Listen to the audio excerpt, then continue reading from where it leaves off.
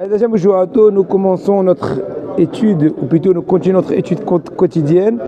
Là, pour un peu changer, on va commencer avec la question pour un champion. Est-ce vrai qu'il faut laisser du pain à table pour faire le Birkat Hamazon? Et si oui, pourquoi? Oui.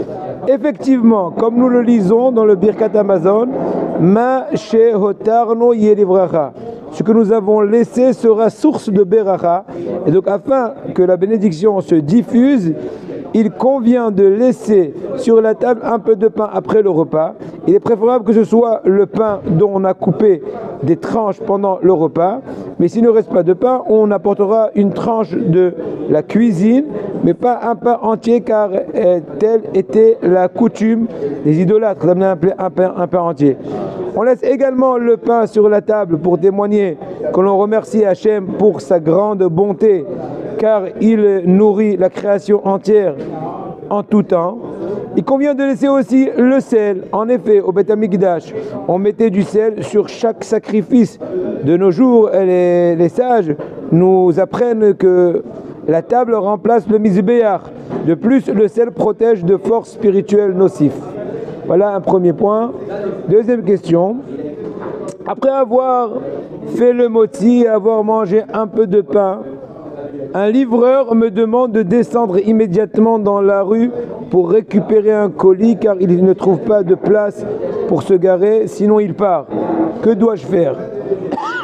Donc j'ai fait, en jour régulier, j'ai fait moti, il m'a dit de descendre, j'ai un tout petit peu goûté un peu de pain bien sûr. Si vous avez déjà mangé un kazaïd de pain, vous avez fixé votre repas à la maison, donc vous pouvez descendre puis remonter chez vous et poursuivre votre repas sans refaire de beracha. Si vous avez mangé moins de kazaïd, votre beracha s'est évaporé entre guillemets en sortant et donc en revenant, vous deviez théoriquement refaire le moti. C'est une situation de doute halachique à éviter de toute force. N'oubliez pas, donc essayez de manger un kazaïd avant. C'est pas compliqué de manger un kazaïd. N'oubliez pas cependant que si vous aviez laissé en haut une autre personne qui mangeait avec vous, alors même si vous avez mangé moins de kazaïd, eh ben vous ne referez pas le moti, parce que ça s'appelle un chômeur. C'est un représentant, c'est un qui te garde la première fixation que tu as fait au début, la kviot. Alors je te répète, s'il a mangé kazaïd, il ne remonte pas. S'il n'a pas mangé kazaïd, ça dépend. S'il a laissé un ami, il ne reprend pas. Il est tout seul, c'est un très grand doute ilchatique. Il rentre dans un doute ilchatique. Toujours on nous a appris comme ça. Voilà, manger kazaïd et donc tu t'éloignes de tout doute. Maintenant, Be'ezrat Hashem Bishuato, parlons de Melechet Gozez, un des 39 travaux interdits au Mishkan. C'est Melechet Gozez, l'interdiction de tondre des moutons, etc. Allah. Voilà, Borgajoro nous a amené maintenant le sujet de la paracha de la semaine, n'est-ce pas? Les tentures, des roumas, des savés, la construction du Mishkan. Donc dans le Mishkan, entre autres, on avait besoin de tentures, n'est-ce pas? De tissus, on va dire comme ça, ou plutôt de parois, aussi bien pour le toit du tabernacle et aussi que les krachim qui étaient étoffés, n'est-ce pas? Il n'y avait pas le livre ici des 39 travaux en couleur avec les photos. Vous n'avez pas fait venir ici? Je ne sais pas, non, je ne sais pas. On voit bien les choses. Ouais, bon, peut-être il faut réfléchir, c'est vrai. Mais en tout cas, dans le Mishkan, donc entre autres, maintenant sans parler des tentures, on va retourner plutôt aux habits des Kohanim, qui est proprement dit la paracha de semaine Tetzavé. On met plus le point sur les habits des Kohanim, parce que la paracha précédente de Rouma, c'est plutôt tous les ustensiles du Mishkan, les krachim, les yeriot, etc. Mais là, on met plus le détail, et le détail est plus dans la Torah sur les habits des Kohanim. Donc entre autres, on avait besoin pour tisser, pour confectionner les habits des Kohanim, de la laine, de izim, de chèvre, bishvil gzekona, ou le paracha, ou le perisat yeriot à la Mishkan aussi, pour mettre les fameuses tentures sur le Mishkan. Au Shevka au zéro l'ixos, donc pour cet effet, on a eu besoin de tondre les moutons, et aussi pas juste tondre la laine, mais aussi En fait, la blanchir et ensuite la colorier pour faire un fil coloré afin que ce soit le bleu azur, le pourpre, le ceci, trélet, gamin, torachani, etc. Donc, d'où déjà on anticipe plusieurs mélachot là. Là, on va parler de gozez. À gozez, chete seharot bikli. Une personne qui tond, qui arrache quoi, qui tond. 2 poils au moins 2 poils avec un ustensile. L'ustensile, ça veut dire soit des ciseaux, soit une machine spéciale. Eh bien, il est en train de transgresser sur la Torah la dérivée de gozez. N'est-ce pas, cher ami? Ici, à la main, on a un poil qui nous gêne. Voilà. On peut enlever un, on peut enlever... Non, ils sont des rabbanan au moins. C'est au moins des rabbanan. Minatora. Gemara dit, si on enlève 2, c'est assourd. Oui, mais la Gemara a dit pour Assour Minatora, il faut 2 et pas 1. Mais Midera Banan, même 1, ça reste interdit. Et si on fait ça, Rabbi, Bien. si on fait ça, on ne peut pas faire ça. Tu veux qu'on se touche un peu la barbe? Oui. Et un poil, il reste. Non, en général, ça dépend. Si tu le fais de façon un peu forte et c'est presque certain que ça va arracher, c'est interdit. Je fais délicatement et il s'est trouvé qu'il y avait un poil qui attendait ton petit doigt. Donc il n'y a pas de problème normalement. Parce que, attention, délicatement, c'est juste comme ça. C'est quelqu'un qui est nerveux, qui fait comme ça tout le temps. C'est les tzadikim qu'on dit que même pendant la semaine, il ne touchait pas la barbe pour ne pas s'emporter Shabbat de la toucher. Mais bon, c'est poussé. Au Baruch Hashem, je suis habitué de ne pas toucher ma barbe. Bien que Baruch Hashem, j'ai de quoi brasser, mais bon, c'est pas pour autant que je suis nerveux. Parce que c'est un tic, c'est une mauvaise habitude, c'est pas très joli non plus à voir, et ça devient nerveux. Donc il faut, voilà, se calmer. Il y a des amis quand ils étudient tout le temps comme ça, tac, tac, tac, tac. Non, mais bon, il faut s'habituer à, je sais pas moi, décontracte.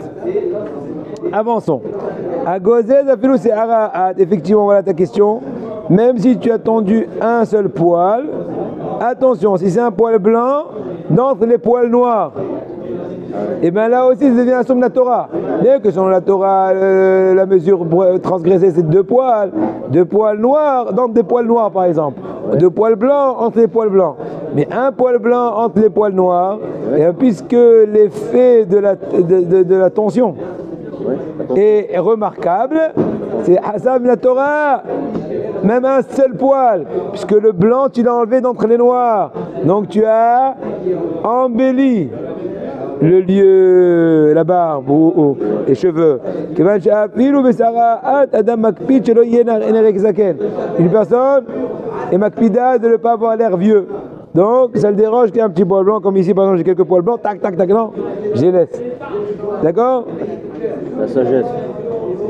ומלבד איסור שבת, עובר גם איסור מן התורה שלא ילבש גבר סימן אישה. Mais c'est pas interdiction de tondre Shabbat, et ben en arrachant un poil blanc de par les poils noirs, il est en train de transgresser l'interdiction qu'un homme n'a pas le droit de s'habiller comme une femme, entre autres, sans embellir de ce genre d'action, avec ce genre d'action. Tombe, si on marche sur la pelouse, quelqu'un qui a un jardin pour rentrer chez lui, il a fait de la pelouse. Si jamais il arrache la pelouse, il a arraché. S'il ne va pas trop fort, il n'y a pas de problème. Si jamais un gazon qui s'est accroché à ses pieds, il s'est arraché. Normalement, il n'y a pas de souci, à moins que, pas fait exprès. Selon certains dictionnaires, si l'herbe était très haut et il courait très vite, et dans le sens que c'était presque certain qu'il aurait arraché de par cette action, c'est plus compliqué. Ouais. Non, même ça, c'est pas évident que c'est interdit complètement. Et le gazon qui a poussé. Alors je te réponds, tu demandes en un mot, est-ce qu'une personne peut traverser un garçon Shabbat? Si elle le fait délicatement, normalement avec un problème, même si a posteriori il aurait arraché, il n'y a pas de problème parce que c'était pas certain que ça va arriver, il avait plein d'intention de le faire. C'est la réponse. Voilà. Chez Menou la Madou Jesso les Ish, donc ce qu'on apprend de l'Oïlbash qui va s'y matisha, d'abord on apprend que c'est interdit à l'homme de s'arranger comme les femmes. Et rien passé qu'on a voilà, il dit ça dans Siman Shin même, dans Yirot Shabbat, à la fin du Yirot Shabbat. Asur les Ish la quête afilou se'ara ad lavan mitoch ha'orad mishum l'Oïlbash qui va s'y matisha. Donc on n'a pas dans Yoréda en fait, dans Yoréda aussi, donc Oufbebet Saïf Bab il le dit qu'un homme n'a pas le droit d'enlever même un seul cheveu parmi les noirs, mis à part Shabbat, même en jour régulier, à cause d'interdiction de l'Oïl Bashgeva Simatisha. Avançons. Sirouk bemasrek.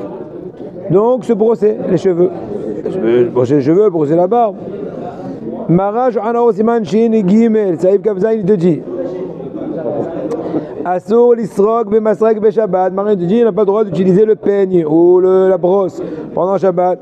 Pourquoi? Parce que automatiquement tu risquerais de par l'action du brossage de te brosser et d'arracher des poils. On a une marloquette ici. Hein? On a une marloquette. Laquelle? C'est interdit. Et brosser, ils disent qu'avec une brosse douce, comme les bébés là. Oui, une brosse douce, ce serait bien. Parce qu'elle fait rien du tout. Une brosse douce, c'est quel est le problème? S'il perd les cheveux, il va les enlever avec la brosse. Même avec une brosse douce. Non, qui te dit? Non, les brosses de bébé, vraiment, ils arrachent rien, quoi. À la rigueur, ouais, non, je pense pas. Kadam Shaboura. Alakha, c'est. Non, il n'y a pas de problème. Normalement, une brosse de bébé, normalement, ils n'ont rien. C'est quoi? C'est cette caresse. Ouais. Bogartov Gidmorgen. Dis-moi, Kaïcha Dominique, il en a marre. Qu'est-ce qu'il y a? Il m'a fait voir les messages. Qu'est-ce qu'il y a? Il voulait étudier, l'autre il lui a dit, il lui a envoyé un message, je peux pas aujourd'hui. Tous les jours, il lui trouve quelque chose. Non, Non, je vais l'attraper rapidement. Je vais lui parler. non, C'est pas bien, ça. c'est pas bien. Je peux pas trop. Il y a un qui a voulu étudier avec quelqu'un, je l'ai mis avec un Israélien. Parce qu'il est hébrophone, il n'y a pas de problème. J'essaye d'aider quand je peux. Chaque fois, il dit ah non, je peux pas, ou il lui envoie un message. Ça fait une semaine qu'il lui fait tous les jours ça. C'est pas bien. Je sais pas. Bon, avançons. Il va me faire ça à moi. Avançons. Tu as avancé? Maintenant, attention, Mishnah Berurah, il ramène au nom du Sefer Yeshuot Yaakov. Ra'iti anashim mekilim nisrok rosham beshabbat. J'ai vu des gens qui se permettent de se brosser les cheveux pendant Shabbat. Et malheureusement, c'est devenu comme permis à leurs yeux. Et malheur aux yeux qui voient cela. Comment dirais-je, prémédité, de façon préméditée, ils sont en train d'être mis à la Shabbat. C'est pour ça que chaque Tamid Acham dans sa Keïla, il doit mettre en garde tout le public. Peut-être ils vont entendre, ils vont prendre de la morale. Comme c'est dit Mishnah Berurah. Yosef, Yosef, il dit ça. Ah d'accord, bon, c'est... Il ramène, c'est Mishnah Berurah au nom des Yeshuot Yaakov. Avançons. Mouta les tzadeh d'asea bimvereshet raka asuya misearot. Voilà, il te dit maintenant si tu utilises un peigne, ou plutôt une brosse à cheveux de bébé, quoi. Ouais, de bébé. Ouais, c'est permis. Vrai mouta ishtamesh, bimvereshet shineare okot admeshnia, mishum she'en zevadeh shedesho. Il veut aussi permettre, là c'est un peu plus, mais Houdash, je ne suis pas sûr que c'est reconnu. Il veut même permettre qu'ils aient aussi d'utiliser une brosse dont les dents de la brosse sont écartées. Parce que là aussi, l'éventualité d'arracher des cheveux de par le fait que tu te peignes est lointaine. Bon, c'est à vérifier. Mouta les sadès arota. Par contre, tu peux t'arranger les cheveux, ce que je fais moi tous les Shabbatot, à la main, quoi. J'arrange les perrottes, j'arrange un peu la barbe, pour que ce soit présentable. D'accord? Si quelqu'un d'autre vient et arrange les cheveux. À toi, moi c'est pas grave, t'arranges. Parce que s'il m'enlève les cheveux, Aussi, la même chose. C'est la même chose. Peu importe que tu le fais de façon personnelle ou extérieure. Pareil. Ça revient au même. Non, en tout cas dans le cas où c'est la personne qui te brosse, c'est elle qui arrache, c'est elle qui transgresse. Toi, au maximum, tu as été ouvert à l'histoire des rabbanan de l'aider. Parce qu'ils ont proposé cette option. On n'a pas le droit de faire ça. Je répète, là on a permis ça que pour une femme avant le mikvé, quand elle n'a pas eu le temps, etc. Pour arracher les ongles avec une goya, plein de détails. Voilà. Donc on a le droit, moutar les sader, et aséa. Rien moutar les shtamesh, bemivreshet, d'accord, avançons. Donc la même chose, une femme aussi peut un peu s'arranger au doigt, à la main, quoi, un peu ses cheveux, voilà, etc. Une femme, en fait, quand elle est mariée, elle a la tête couverte. On parle d'une jeune fille. Moutar le asir plaster adavouk bemakom sear. Ah, j'ai vadaï tachou searot. Oh, ça c'est un idouche. Il veut te permettre d'arracher un sparadrap, donc le plaster. Comment ça s'appelle en français plaster? Un pansement, un pansement. Même si tu es certain qu'il y a des cheveux qui vont s'arracher, parce que tu n'as aucun intérêt des cheveux qui s'arrachent. Bon, ça à vérifier. On a le droit. Lui, il veut permettre. Moi, je pense pas que c'est évident. Mouta, litloche. Oui, on enlève. Si c'est bien collé. Ouais, c'est du vrai sparadrap, ça arrache. Oui, on enlève. Mouta, litloche, notot, mais or, off, mais bouchal. Pardon. Si vendredi il a fait plus de sang, Ouais. ils vont lui mettre un pansement comme ça. Ce scotch là, il est très très fort. On arrache un poil. Hein. Ouais. Lui, il veut permettre. Je sais pas. Mouta, litloche, notot, mais off, mais or, off, mais bouchal. On a le droit d'arracher donc des poils d'un poulet cuit. Pourquoi? Parce que c'est pas la façon de tondre. D'autant plus que la cuisson a attendri les poils. Donc ils sont considérés comme arrachés. Donc il n'y a pas d'interdiction de tolèche. Finissons ce registre-là. Ben, déjà, la prochaine fois, on attaquera le sujet de Mélaben, l'interdiction de blanchir. On n'a pas le droit d'arracher ni les ongles, n'est-ce pas, de couper les ongles, d'arracher les ongles, ou de la peau, surtout dans les lèvres des fois. Et ceux qui ont l'habitude de se ronger les ongles, mauvaise habitude, ou bien des fois tirer les petites peaux mortes, des trucs comme ça qui dérangent, des fois avec aux lèvres, ou des fois avec les doigts. Faites très attention de ne pas continuer son train-train pendant Shabbat, parce qu'il transgresserait l'interdiction de tondre. Oui. On doit le faire avant Chatzot Hayom. Oui, si on peut. C'est mieux. Je le mets à Kev. Ah. C'est mieux. Pour les ongles de Shabbat, c'est mieux le vendredi matin que de faire avant. Que de faire vendredi après-midi. Non, on ne peut pas vendredi après-midi. D'accord, le plus tôt qu'on peut. Moi. Quand le Shabbat il va rentrer à Chatzot Hayom, la sainteté du Shabbat elle arrive. D'accord. La Yehara. Hein? La Yehara, tu veux dire? Oui. Je veux dire qu'à pied à Sod, on ne peut pas couper les ongles à partir de Hatzot. Oui. Je peux. Parce que la sainteté du Shabbat elle est plus forte que tout. Parce que nous on met les téfilines de chez Moucharaba. J'entends, je suis pas certain. On n'a pas le droit de les mettre après. Oui, c'est deux choses. Parce que là-bas c'est téfilines, c'est Mouchouer, c'est Gdusha. Ouais. C'est la Gdusha. Le moment les clous. Qu'est-ce que c'est? Ah, Nes. Nes café, regarde. Il m'a gagné l'eau. Voilà. Non, moi je t'ai assez, c'est tout. Hova, Lazir, Adam. Maintenant, c'est gentil. Et maintenant, on va parler de l'Ichot, Rechilut. On va bientôt finir, hein? Je t'abats, c'est bon. Bientôt finir, pas si loin. Il reste encore, on va arrondir, trentaine de pages. On aura fini 200 pages. Je t'abats, Haboré. Kol Adinim Amorim Le'el. D'ailleurs, j'invite tous ceux qui écoutent les shiurim à voir dans le restant des shiurim qu'il y a eu l'année dernière, surtout Ilchot Purim. On a fait toutes les lois de Purim et toutes les lois de Pessah. Il doit y avoir une cinquantaine de cours, une vingtaine sur Purim, une trentaine sur Pessah, Mamash 1 à 1. Tout le mois de Hadar, tout le mois de Nissan, des trucs extraordinaires, très intéressants à voir.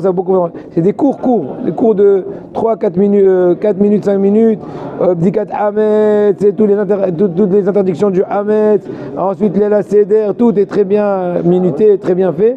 Je vous invite à tous à aller voir, vous pouvez beaucoup d'Hachem vous enrichir avec l'aide d'Hachem. En tout cas, il nous dit ici le Havetz Haïm, Kol Adinim Amorim Le'el Bidvar Azarat Azulat Pene Nezek ou Avel Asuyim Legarem, ou Alede Asuyim Legarem Lo, Aede Mishou, Miteasimen Mikre Shem Saper Mitebakesh Saper Et Yadua Lo, et le Mikre Shu Osezot Miozmato Mibli Shishar Al-Kar. Tous les cas où on te permettrait de mettre en prévention ton ami vis-à-vis d'une association, Shidour, etc. Ce n'est pas que si la personne en question t'a demandé un renseignement vis-à-vis de cette éventuelle association. Mais même le fait que de ton propre chef tu viens informer pour la bonne raison, c'est aussi une mitzvah et c'est permis avec les conditions bien voulues. Mais Mikre chez Adam Rachan il s'appelle Alav la Asad Zot Afilou Imlon Nishal. On m'a dit que Chassou il s'appelle Enou. Donc en fait, tout dépend est-ce que c'est permis ou pas permis de raconter. Quand c'est permis de raconter, tu peux le faire de ton propre chef. Quand c'est interdit, tu n'as pas le droit de donner l'information, même si on t'a demandé l'information. Imaginons dans le cas où tu sais qu'une personne qui te demande l'information va agir outre la loi vu l'information. Donc tu es en train de l'aider à faire ce qu'il veut. Ouais. Là, non. Là non. כאן המקום לציין כי גם מי שמספר את דבר לאנשים האחרים ולאו דווקא לאיש שעשוי להיגרם לו הנזק חייב להקפיד על קיומם של חמשת התנאים אם לא ימלא אפילו את התנאים. Donc là aussi, même dans le cas où je n'ai pas parlé directement à la personne en question, j'ai parlé à une personne qui va transmettre à la personne en question de la mettre en prudence vis-à-vis de l'éventuelle association. Dans ce cas-là, il faudra nous être vigilants aussi que les 5 conditions aient été remplies. Je suis certain du fait, j'ai essayé de faire la remarque à la personne, il ne s'est pas arrangé. Le résultat de mon récit ne va pas faire une conclusion ilratique pire que ce que j'en étais. J'ai eu une bonne intention, et etc. D'accord? Maintenant, l'azir est azoulat. Oui. Il me demande, est-ce que je peux aller m'installer dans cet endroit? Bon, cet endroit, c'est une synagogue. Et après, il revient me voir et il me dit, je sens pas la chose. Moi, je connais tout de cette synagogue, tout. Tu connais? Je connais beaucoup de cette synagogue. D'accord. Tu demandes est-ce qu'il peut devenir un membre? Non, s'installer dans la synagogue. Oui, être un prieur. Travailler. Il lui donne un endroit. Ouais, un emploi. Lui, il travaille pour lui. Oui, d'accord. Ils lui ont proposé de venir mettre ses affaires, mettre tout ce qui son stock, quoi, tout ça. Et après, il vient me voir et me dit non, ça se fait pas. Moi, je suis au courant de tout ce qui se passe dans cette synagogue. Je n'ai pas le droit de parler. Mais quel est le risque? Ils vont lui prendre ses outils? Il va monter quelque chose. D'accord. Un commerce. D'accord. Il a besoin de marchandises. D'accord. Il lui propose de le mettre là-bas. Et bon, je ne sais pas ce qui s'est passé, il ne m'a pas raconté. Et moi, je sais ce qui se passe là-bas. J'ai le droit de lui donner un conseil, pas de conseil.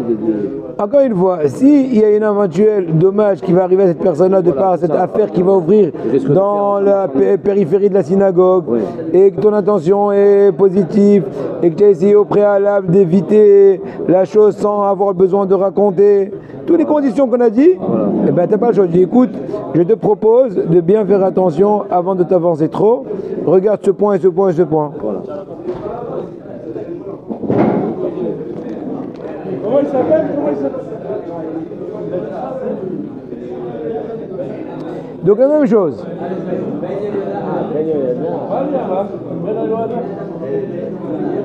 C'est faire Bordeaux Kadima. Et c'est faire Bordeaux Kadima.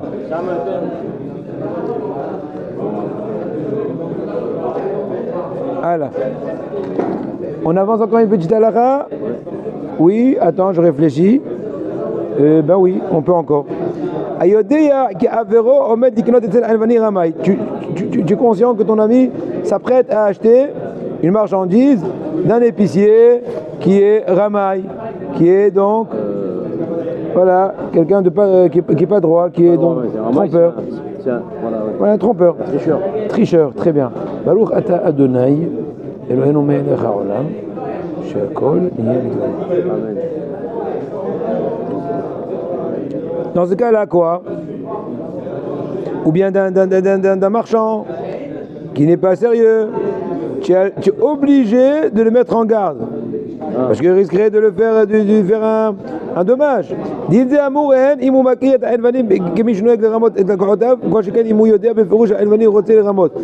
Même s'il sait que de façon très générale, cet épicier, c'est un trompeur. À votre raison, s'il est conscient qu'il s'apprête à tromper la personne en question. N'oublions pas encore une fois les 5 fameuses conditions. Maintenant, un petit exemple. Akiva a raconté à Eliezer qui s'apprête d'acheter à son fils une espèce de, je sais pas, ticor, voilà, un tic, un objet en cuir dans le magasin de Monsieur Cohen. Un cartable.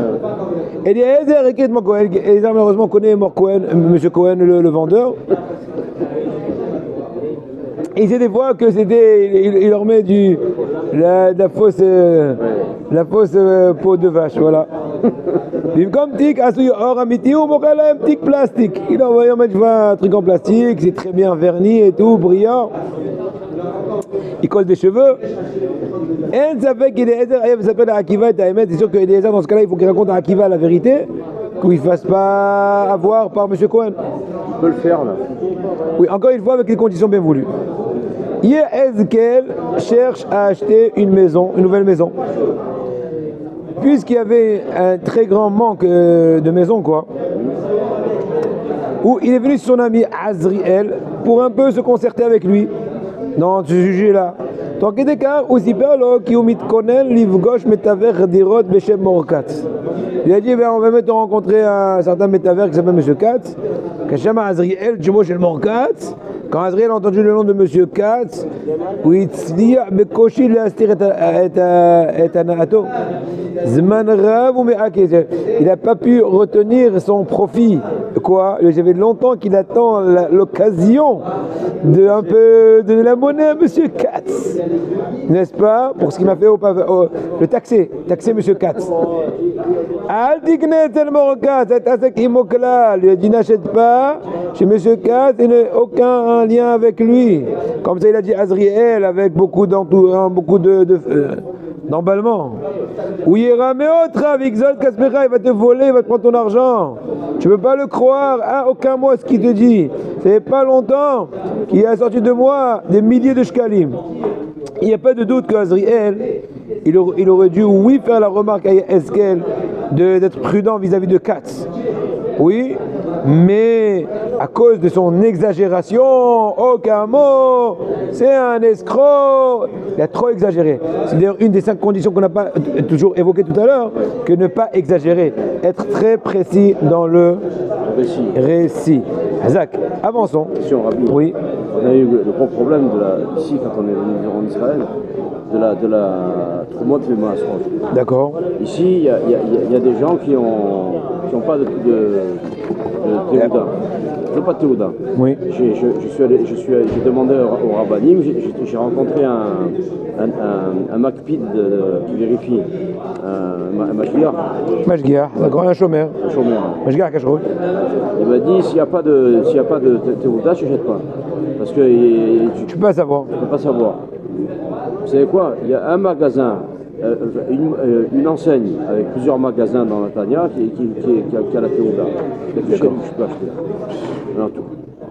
Si je vais chez un marchand, il me dit, moi c'est tout monté ma asrot, les rabbanim ils font ce qu'il faut, tout ça. Moi j'ai pas besoin d'avoir la Théouda. Pas le croire. Non. Voilà.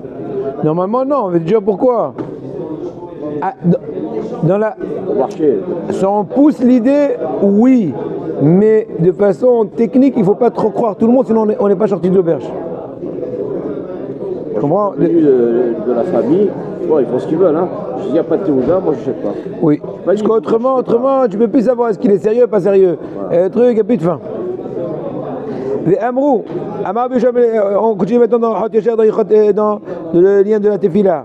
Amar Bishua ben Levi, Kol Mishu Nichnas et Bet Knesset, Bet Midrash, Ba'olam Hazeh, celui qui a le mérite d'entrer au Bet Knesset ou Bet Midrash dans ce monde-là, eh bien il aura le mérite d'entrer au Bet Knesset ou Bet Midrash dans le monde futur. Comme c'est marqué Ashrei Yoshev Betecha, Od Elu Chasela. Si tu es Yoshev Betecha dans ce monde-là, tu es heureux. Ad Od Elu Chasela, à tout jamais tu continueras à louer Hachem. Donc on commence d'ici, on finit en haut. Les amours, c'est marqué dans le Yerushalmi Bachot Perek Halacha Aleph.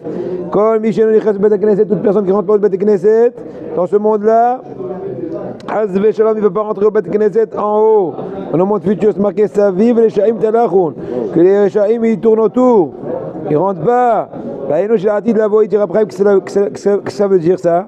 Que dans le monde futur, chez Kolat Tadikim, Mikanso Livnim, chez Rotobaoud, ils vont tous rentrer à l'intérieur, ils vont laisser dehors. Moi je n'ai que Tfila, de même que lui, dans ce monde-là, par rapport à Tfila, il prie à l'extérieur, dans les couloirs, dans les alentours de la Beth Knesset, et ainsi dans le monde futur, on lui dit, ben reste dans les alentours. Mais Sefer Hasidim d'Orbiuda Hasid, de sa fille, ça fait environ 700 ans, il te dit, Asiman Tashat, Lo Yetze Adam Bet Knesset, Ad Sheisem Kol HaTfila. Tâche à ne pas quitter le Bet Knesset avant d'avoir fini toute la Tfila. Et les Mketzer Linkavav, au moins qu'il ait besoin d'aller aux toilettes, ou Hazé Shalom ait besoin de vomir, comme s'il te dit le cas de figure. Maaseh Bizkena, il te ramène à Orbiuda Hasid, il y avait une histoire avec une certaine vieille femme. Elle venait tout le temps à l'avance au Bet Knesset pour la prière. Elle avait des bonnes actions. La Harmota, après qu'elle a quitté ce monde-là, Ba'a Ba'alom, elle est venue en rêve, les Tovim. Ba'a Ba'alom, la Tovim.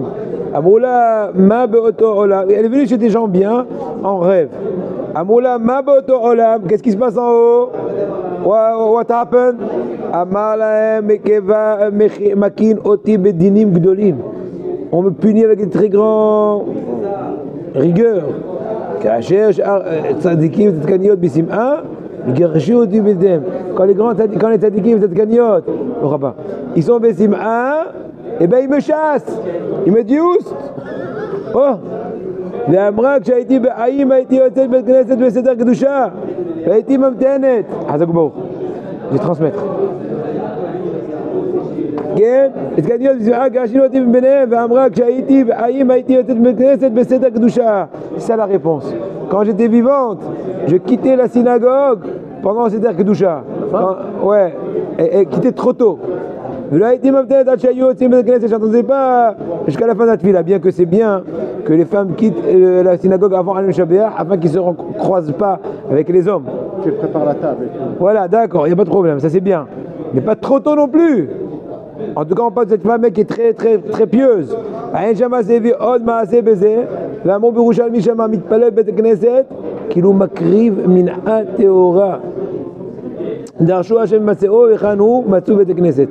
Donc incroyable, il te dit dans le Yerushalmi que celui qui prie dans le Beth Knesset, c'est comme si il est en train d'offrir une offrande pure. Yeshua Hashem Matseor, il y a un passage qui dit Yeshua Hashem Matseor, traduction littérale, demandez à Hashem tant qu'il est là. Et nous je nous dis Echanu Matsoui, où Hashem il se trouve, Beth Knesset. Au Beth Knesset, là-bas il se trouve. Maintenant, on avance encore un peu, là ça va t'allumer, mais tu vas rester quand même calme. Les grands, je sais pas ça pourquoi. Les grands d'Israël, disent aux femmes de rester à la maison, de ne pas venir au Beth Knesset. D'accord, effectivement. Maintenant, on te raconte l'histoire de Rabbi Hassid, qu'apparemment, j'imagine que cette femme-là était à un très haut niveau, donc relativement au plus haut niveau qu'elle voulait passer, on a été scrupuleux avec elle. Elle disait, pas shoot. Maintenant, parler des paroles futiles dans le Beth Knesset, c'est pas pour l'intérêt d'une mitzvah, c'est une interdiction absolue. Il est mentionné dans Shulchan Aruch Siman 151, article 1. Le Mishabura Shama, il te dit 151, article 1. Et là-bas, le Mishabura, il ramène que c'est très très hamour, très grave. Surtout au moment de la tfila, de Shmona Esrei, donc, et Hazarat Hashat. C'est marqué dans Shulchan Aruch Siman Kuf Kaf Dalet. Donc, le chapitre 124, Shulchan Aruch Gadol Avono Mineso. Grande est sa faute qu'on ne peut même pas la supporter. Cette locution a été dite par rapport à Caïn après qu'il ait tué Evel, son frère. Et bien la même locution, alors il est dit par rapport à une personne qui parlerait pendant la tfila. Grande est sa faute pour la supporter. Trop grande elle est. Et Kirat Torah, Kaddish, au moment de Kirat Torah, du Kaddish, et tous les endroits où c'est mentionné dans le Shahar qu'on n'a pas le droit de parler, il n'y a aucune permission de cela. Et Hazve Alila d'être mezalzel, de bafouer cela. Mishum Sheharbe Anashim Mezalzelim, il y a beaucoup de personnes malheureusement qui foulent ça. Qui a fait Matidim Miten Tadin aussi, nous devrons donner des comptes rendus. C'est marqué dans Maseret Eretz, c'est amené dans les Beth Yosef, au Haïm Simon Koufravé. Rabbi Amma Bar Hanina, il te dit, Ashka, Rabbi Amma Bar Hanina, il a rencontré Eliyahu Hanavi. Et Eliyahu Hanavi, il avait avec lui des chameaux qui étaient pleins, qui étaient donc chargés. Il lui a dit, Magmali Malalutanim, qu'est-ce que tes chameaux, toi, Eliyahu, sont chargés? Il leur a dit, malheureusement, ils sont chargés Afverogez, le courroux et la rigueur, par rapport à celui qui parle entre la Kedusha, une Kedusha et l'autre, entre la Kedusha et Baruch Shem, entre Yeshem et Rabba, Leit Barar, et entre une bracha et une bracha. Et tout celui qui parle dans ces étapes-là, sur lui le passage qui te dit, Velo Tikrata Yaakov, c'est pas pour moi, tu m'as appelé toi Yaakov. Hachem te dit, je te moque de moi, tu as l'impression de me prier, mais tu es en train de parler n'importe quoi. Rien n'est vu à Poskim et Shema Midrash. Les décisionnaires ont amené au nom du Midrash, comme ce qu'a mis dans Mishabura Siman 56, article Saïkatan Het. Chez Acham Me'ad, il y avait un Acham qui a apparu en rêve à son élève avec une tache sur son front. Il lui a dit, eh bien mon cher élève, sache que c'est en punition parce que je n'étais pas très scrupuleux de ne pas parler pendant le Kaddish. Et ils ont amené les postes qui m'ont dit, c'est pas Hassidim of the Hassid, un de tous sa fils. Ça fait environ 700 ans, on a dit tout à l'heure. Il y avait une histoire avec un Hassid, avec un pieux, qui a vu un autre Hassid, un autre pieux, dans sa mort, après sa mort. Et il a vu qu'il était complètement jaune. Une face jaune, ouverte, peu importe comment on l'explique Moricote. Il lui a dit, pourquoi t'as la face jaune? Il lui a dit, parce que je parlais pendant que Shehat Tzibour était en train de dire Vaïchoulou Hashem Ivaretz le vendredi soir, dans la Tfila, et pendant Magen Avot, et dans Yid Gadal. Et les décisionnaires ont marqué dans la halakha, au moment de la répétition de la Hamida du Shehat Tzibour, on n'a même pas le droit de regarder, même dans un livre de Limoud. Même s'il y a 10 personnes qui répondent à la Hazara sans toi, tu n'as pas le droit de te permettre de lire quelques lignes de Gemara. À plus forte raison que s'il n'y a pas 10 personnes, ouais. N'en parlons pas. Et quand il y a plus forte raison s'il n'y a pas 10, il y a plus forte raison au moment du Kaddish. Même Hiruhu, Bidivre Torah, vous entendez ça? Même penser à un Dvar Torah pendant que tu réponds à Kaddish, c'est pas le moment. Concentre-toi à ce que tes paroles, à ce que ta bouche dit. Que le nom d'Hachem soit béni pour tout le monde, etc.